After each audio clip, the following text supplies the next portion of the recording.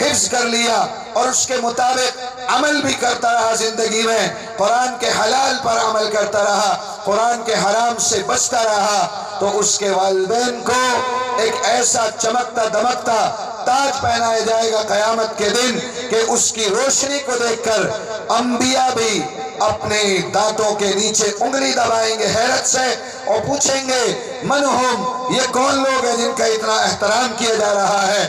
کہا جائے گا کہ یہ حافظ قرآن کے ماں باپ۔ کتنی بڑی سعادت اور مبارک مندی کی بات، جس کا بچہ قرآن کا حافظ بن جائے۔ پھر جب یہ پڑھنے والا، اس کا کیا مقام ہونا چاہیے؟ تو اس کا بھی اعلان فرمایا اللہ کے رسول صلی اللہ علیہ وسلم نے فرمایا حافظ قرآن سے کہا جائے گا کہ جنت میں تیرے لیے ایک انعام ہے، اقرا، پڑھتا جا، ورتقی، جنت کے درجات میں چڑھتا جا، منزل پر منزل چڑھتا جا، ورتل، جلدی نہ پڑھنا، آہستہ آہستہ پڑھ، جتنا ٹھہر کر پڑھے گا اتنے ہی درجات ملیں گے۔ ورتقی ورتل کما کنت ترتل فإن منزلتك عند آخر آیت تقرأها، جہاں تیرے قرآن کی آخری آیت ہو وہ تیرا آخری ٹھکانہ ہے۔ اس حدیث کے تناظر میں اگر دیکھیں تو قرآن میں تقریباً 6250 آیتیں ہیں بھائی، کتنی؟ 6250 کے قریب آیات ہیں قرآن کریم کے اندر۔ کیا مطلب نکلا؟ ایک آیت پر ایک منزل، تو تقریباً حافظ قرآن عام مسلمان دیندار سے 6000 منزل اوپر ہوگا۔ یہ مقام ہے حفاظ اکرام کا۔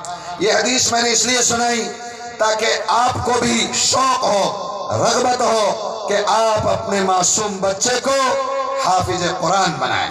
عزم کریں کہ انشاءاللہ آپ نیت کرو، بنانا تو اللہ کا کام ہے، عہد کرو کہ انشاءاللہ ہم بھی اپنے بچوں کو حافظ قرآن بنائیں۔ یہ مقام، یہ فضیلت، یہ ڈگریوں سے حاصل نہیں ہوگی۔ آپ ڈاکٹر بنائیں، انجینئر بنائیں، وکیل بنائیں، جج بنائیں، کچھ بھی بنائیں، یہ مقام نہیں ملے گا۔ دنیا کا مفاد حاصل ہو سکتا ہے زیادہ سے زیادہ، لیکن آخرت کا کوئی مقام حاصل نہیں ہو سکتا۔ لیکن اس کا مطلب یہ نہیں ہے کہ ہم یہ کہہ رہے ہوں کہ شریعت میں ان چیزوں کی اجازت نہیں۔ شریعت کا تو مطالبہ ہے کہ مسلمان بچے ہر شعبے میں جائیں، ہر محکمے میں جائیں، ہر شعبے میں ان کی مداخلت ہو، انجینئر بھی ہو، ڈاکٹر بھی ہو، وکیل بھی ہو، جج بھی ہو، آفیسر بھی ہو، ہر محکمے میں جانا چاہیے۔ لیکن آپ اپنے بچے کو دوسرے ماحول میں ڈالنے سے پہلے مسلمان ضرور بنائیں، اور مسلمان بنانے کی جگہ یہ مکتب اور مدرسہ ہی ہے۔ ان مکاتب میں صحیح معنی میں آپ کے بچوں کو اور مسلمانوں کے بچوں کو پہلے انسان اور پھر مسلمان بنایا جاتا ہے۔ ان میں ہوتا کیا ہے؟ قرآن پڑھاتے ہیں، قرآن کے ساتھ ساتھ سب سے بنیادی چیز بچوں کے عقائد کو درست کراتے ہیں۔ ہم کون ہیں، ہمارا دین کیا ہے، ہمارا نبی کون ہے، اسلام ہم سے کیا چاہتا ہے، عقائد درست کراتے ہیں۔ اس کے ساتھ ساتھ سینکڑوں حدیثیں زبانی یاد کراتے ہیں، دعائیں یاد کراتے ہیں، نماز کے شرائط، فضائل، فرائض، وضو غسل کے فرائض، مسائل آپ دیکھ رہے تھے، بچوں کا سن رہے تھے۔ یہ تمام چیزیں ان مکاتب اور مدارس میں بچوں کو سکھائی جا رہی ہے۔ عبداللہ ابن المبارک اس امت کے بہت بڑے محدث گزرے ہیں۔ ان کے حلقہ حدیث میں 40,000 طلبہ بیٹھتے تھے۔ کتنے بھائی؟ 40,000۔ مائک نہیں تھے، آواز دور تک پہنچانے کے لیے 1200 مکبر ہوتے تھے۔ حضرت ایک حدیث پڑھتے تھے، دائیں بائیں اور سامنے 1200 مکبر ہوتے تھے جو آگے حدیث کو پہنچاتے تھے۔ اتنا بڑا آدمی۔ ان سے کسی نے پوچھا حضرت ان معلمین اور علماء کے بارے میں آپ کی کیا رائے ہے؟ تو فرمایا میرا تو یہی فیصلہ ہے، لولا العلماء لصار الناس مثل البہائم۔ اگر یہ علماء نہ ہو، یہ مکتب اور مدرسے میں پڑھانے والے استاد نہ ہو، تو پھر انسان جانوروں سے بھی بدتر زندگی گزارنے لگے۔ آپ نے جو مکالمہ اور ڈرامہ دیکھا تھا وہ اس کی عکاسی کر رہا تھا۔ واقعتاً ایسا ہی ہوتا ہے، جو بچہ مکتب میں نہیں آتا، مدرسے میں نہیں آتا اور گھر میں رہتا ہے، وہ تعلیم نہیں حاصل کرتا، تو جیسے اس بچے نے بتایا کیڑوں کے پیچھے، کتا کے پیچھے اور ادھر ادھر جو ہے الائنا کا کام کرتا پھرتا ہے، واقعتاً ایسا ہی ہے۔ لیکن جب بچہ مکتب اور مدرسے سے منسلک ہو جاتا ہے تو پہلے انسان اور پھر صحیح معنی میں وہ مسلمان بن جاتا ہے۔ دیکھو، جانور جو ہوتا ہے، کوئی بھی جانور ہو، اس کے بھی وہ تمام چیز اللہ نے بنائی ہیں جو میرے اور آپ کے ہیں۔ آنکھ اس کے بھی ہیں، سننے کے لیے کان اس کے بھی ہیں، ہاتھ پیر بھی ہیں، زبان بھی ہے، دانت بھی ہیں، پیٹ بھی ہے، کھانے پینے اور راحت اور آرام کی ضرورت اس کو بھی ہے، درد اور تکلیف کا احساس جانور کو بھی ہوتا ہے۔ یہ سب کام ہمارے ساتھ بھی ہے۔ پھر کیا چیز ہے جو انسان کو جانور سے الگ کرتی ہے؟ وہ صرف اور صرف ایک چیز ہے اور وہ علم ہے۔ کیا ہے بھائی؟ علم ہی ایک وہ چیز ہے جو انسان کو انسان بناتی ہے اور جانور کی حد سے نکل کر انسانیت کی حد میں داخل کر دیتی ہے۔ اسی لیے قرآن میں اور حدیث میں سب سے زیادہ زور جس چیز پر اللہ نے دیا ہے وہ علم ہے۔ آپ کو پتا ہے کہ جب قرآن اترنا شروع ہوا رسول اللہ پر تو 5 آیتیں سب سے پہلے اتری حرا کے پہاڑ پر۔ ان میں سے جو سب سے پہلا جو بول اور پہلا جملہ قرآن کا نازل ہوا وہ تھا اقرا۔ اس کے معنی آتا ہے عربی میں اے نبی پڑھو، اقرا پڑھو۔ اس میں اشارہ دیا اللہ نے کہ آپ کی امت کا کام، سب سے اہم کام تعلیم اور تعلم یعنی پڑھنا اور پڑھانا ہے۔ سب سے پہلے قرآن اترا تو اللہ نے پڑھنے کا حکم دیا۔ اور ایک اور لطیف سا فرق دیکھیں، سورہ رحمان ہے، اللہ نے جب اس کو اتارنا شروع کیا الرحمن علم القرآن خلق الانسان۔ آپ یہ بتاؤ، انسان پہلے پیدا ہوتا ہے کہ پہلے پڑھتا ہے؟ بھائی بتاؤ، پہلے پیدا ہوتا ہے کہ پڑھتا ہے؟ پہلے پیدا ہوتا ہے، بعد میں پڑھنے کے لائق ہوتا ہے تب پڑھتا ہے، پیدائش پہلے ہے۔ لیکن قرآن میں اللہ کیا کہہ رہا ہے؟ علم القرآن، اللہ نے قرآن کو سکھایا، قرآن کا علم دیا، خلق الانسان، انسان کو پیدا کیا۔ یعنی انسان کی پیدائش کو بعد میں ذکر کیا، قرآن پڑھنے کا تذکرہ پہلا کیا۔ اس سے معلوم ہوا کہ اللہ کے نزدیک علم سے اہم کوئی دوسری چیز نہیں ہے۔ یہ کیوں اہم ہے وہ میں آگے آ رہا ہوں، بتاتا ہوں۔ قرآن میں تقریباً 800 آیات میں اللہ نے جس لفظ کو سب سے زیادہ مرتبہ دہرایا ہے وہ علم ہے۔ تو معلوم ہوا قرآن اور حدیث میں اور اللہ اور اس کے رسول کے نزدیک سب سے زیادہ اہم چیز اگر کوئی ہے تو وہ علم ہے۔ اور علم سے مراد صرف ایک علم ہے اور وہ شریعت کا علم ہے، قرآن اور حدیث کا علم ہے، عقائد کا علم ہے، حلال و حرام کا علم ہے، پاکی ناپاکی جو ہماری شریعت کا نظام چل رہا ہے تعلیم و تعلم کا، یہی علم ہے۔ اسی کو قرآن نے کہا قُلْ هَلْ يَسْتَوِي الَّذِينَ يَعْلَمُونَ وَالَّذِينَ لَا يَعْلَمُونَ کہ لوگوں، اے نبی کہہ دو لوگوں سے کہ پڑھے لکھے اور ان پڑھ برابر نہیں ہو سکتے۔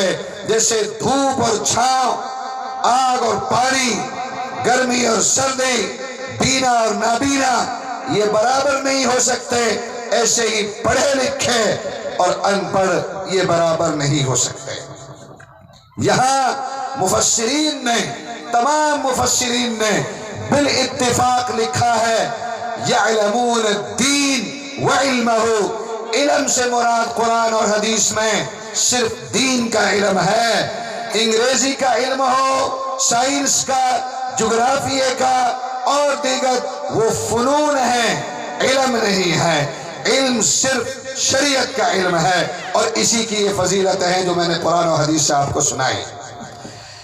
علم اہم کیوں ہے؟ علم اہم اس لیے ہے کہ میرے اور آپ کے دنیا میں آنے کا جو مقصد ہے وہ اللہ کی عبادت کرنا ہے۔ کیا ہے بھائی؟ اللہ کی عبادت۔ وَمَا خَلَقْتُ الْجِنَّ وَالْإِنسَ إِلَّا لِيَعْبُدُونَ، میں نے انسان کو اور جنات کو صرف پیدا ہی اپنی عبادت کے لیے کیا ہے۔ عبادت کرنا ہے، اللہ کی اطاعت کرنی ہے، رسول اللہ کی اتباع اور پیروی کرنی ہے، لیکن عبادت کرنے کے لیے علم کی ضرورت ہے۔ کیا ہے بھائی؟ علم کی ضرورت ہے، کیونکہ نماز عبادت ہے، روزہ عبادت ہے، حج اور زکوٰۃ عبادت ہے۔ یہ عبادت ہم تبھی کر سکتے ہیں جب نماز پڑھنے کا طریقہ ہمیں آتا ہو، وضو کرنے کا طریقہ آتا ہو، اس کے فضائل کیا ہیں، مسائل کیا ہیں، کن چیزوں سے وضو ٹوٹتا ہے، کن چیزوں سے نماز ٹوٹ جاتی ہے، ان مسائل کا علم ہوگا تبھی ہم صحیح معنی میں اللہ کی عبادت کر سکیں گے۔ تو علم اہم اس لیے ہے کہ ہمیں اللہ کی عبادت کرنی ہے، اور عبادت کے لیے علم چاہیے، تب تک عبادت ہو ہی نہیں سکتی۔ اس لیے اللہ نے سب سے زیادہ زور پڑھنے پڑھانے اور علم پر دیا ہے، کیونکہ تمہارا مقصد میری عبادت کرنا ہے، اور میری عبادت تبھی ہو سکتی ہے جب اس کا علم تمہارے پاس ہو۔ اچھا، علم سے اللہ کی پہچان ہوتی ہے، اللہ کی معرفت ہوتی ہے، اور جس کو اللہ کی پہچان ہو گئی اس کا بیڑا پار ہے، دنیا میں بھی اور آخرت میں بھی۔ محمود غزنوی ایک دیندار بادشاہ گزرے ہیں اس دنیا میں، اسلامی تاریخ کے بڑے بادشاہ ہیں، لیکن ساتھ میں اہل علم تھے اور دیندار بھی تھے۔ ان کے زمانے میں چوری کا سلسلہ شروع ہو گیا، لوگ چوریاں کر رہے ہیں، لیکن چوری اتنی صفائی سے کر رہے ہیں کہ چور پکڑ میں نہیں آ رہے۔ سارے کوشش کی بادشاہ نے، لیکن چور نہیں پکڑے جا سکے۔ بادشاہ نے اپنے کارندوں سے کہا کہ تمہارے بس کا نہیں ہے، چوروں کو تو میں ہی پکڑوں گا۔ چنانچہ ایک دن بھیس بدلا رات میں، اور بادشاہ شہر میں نکل گیا، چوروں والا لباس اس نے اختیار کیا۔ ایک چوراہے پر رات میں 4 چور کھڑے تھے۔ کتنے بھائی؟ 4 چور۔ وہ آپس میں بات کر رہے تھے۔ جب انہوں نے دیکھا کہ کوئی آ رہا ہے تو وہ اس کو دیکھ کر بھاگے۔ بادشاہ ان کے پیچھے بھاگا اور ان سے کہا بھائی رکو تو صحیح، میں بھی تمہارے جیسا ہوں۔ بادشاہ کا مطلب تھا میں بھی تمہارے جیسا انسان ہوں، بھاگو مت۔ انہوں نے سمجھا کہ یہ بھی ہمارے جیسا چور ہے اور رک گئے۔ انہوں نے کہا بھائی میں بھی چوری ہوں، میں چوری کرنے آیا ہوں۔ انہوں نے کہا ٹھیک ہے تو بھی 5واں صحیح۔ مشورہ کیا۔ بادشاہ نے کہا کہ تم نے اب تک کتنی چوری کی ہیں؟ انہوں نے کہا کہ بہت چوری کی ہے، رات دن کر رہے ہیں۔ تو بادشاہ نے کہا کہ ایسا نہ کریں، آج رات شاہی محل میں ہاتھ صاف کریں، خزانے کو لوٹ لیں، بیڑا پار ہو جائے گا، روز روز کی چوری سے پیچھا چھوٹے گا۔ انہوں نے کہا یہ ہمارا بھی باپ ہے کوئی، ٹھیک ہے بھائی آج شاہی محل میں چوری کریں گے۔ اب چلیں چوری کرنے کے لیے بادشاہ کے محل میں، بادشاہ ساتھ میں، لیکن ان کو کیا پتا کہ یہ بادشاہ ہے۔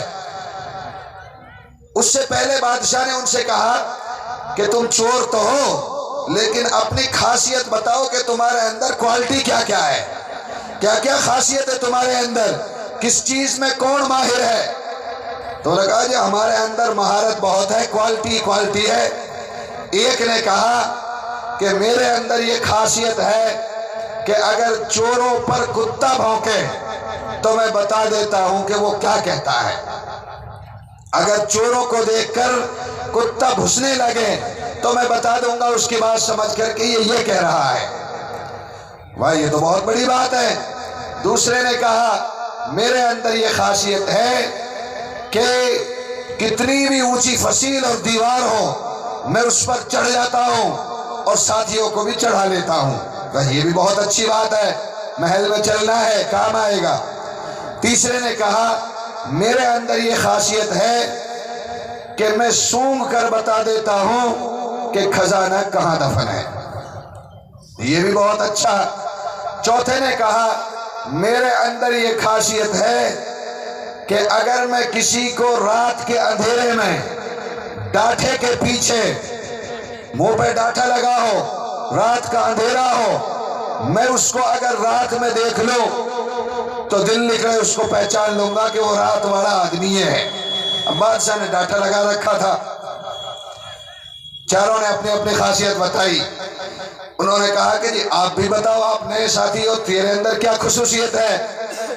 تو اس نے کہا بادشاہ نے، جس کو یہ چور سمجھ رہے تھے، بھائی میرے اندر یہ خاصیت ہے اگر میں اپنی داڑھی ایسے ہلا دوں تو چور کی معافی کینسل ہو جاتی ہے، معافی سے بچ جاتا ہے۔ تو پھر تو ٹھیک ہے، پھر تو رہا ہی کیا، اگر ہم چوری میں پکڑے گئے تو تیری داڑھی ہلتے ہی ہم چھوٹ جائیں گے، اب تو کام بن گیا، چلو بھائی چوری کرنے۔ اب پہنچے، راستے میں کتے نے گھسنا شروع کیا، انہوں نے کہا بتا بھائی کیا کہہ رہا ہے یہ؟ اس نے کہا کہ یہ کتا